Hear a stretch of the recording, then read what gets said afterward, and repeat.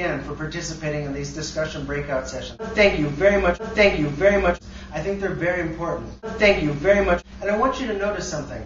When Arnold is analyzing the spiritual problems brought on by the Industrial Revolution, when he's deploying the word Philistine, this is culturism, and it has nothing at all to do with race or racism. It has nothing to do with Islam.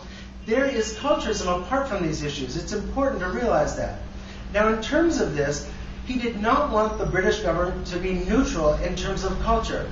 In fact, again, he was a school inspector for 35 years, and in this capacity, he argued that British arts, British history, and the Bible should be taught in British schools.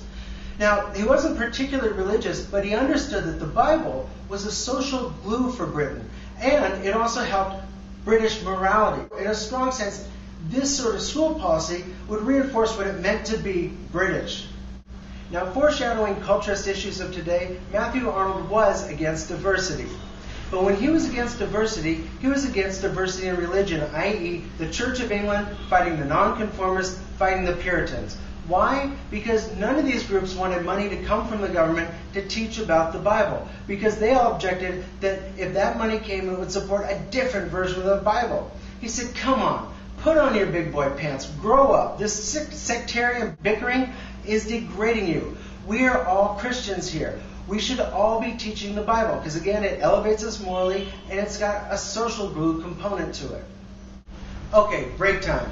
So the person who was the culturist, who was explaining last time, now they're the recipient and the other person is going to be the culturist and explain.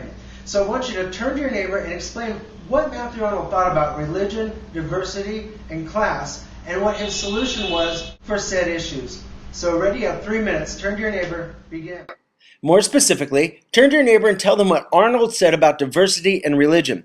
What was his solution to diversity? How was this solution received? And how would this solution, in your opinion, go over today?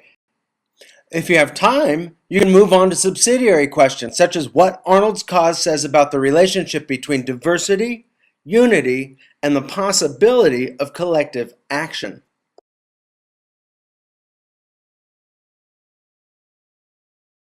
Turn to your neighbor. Begin.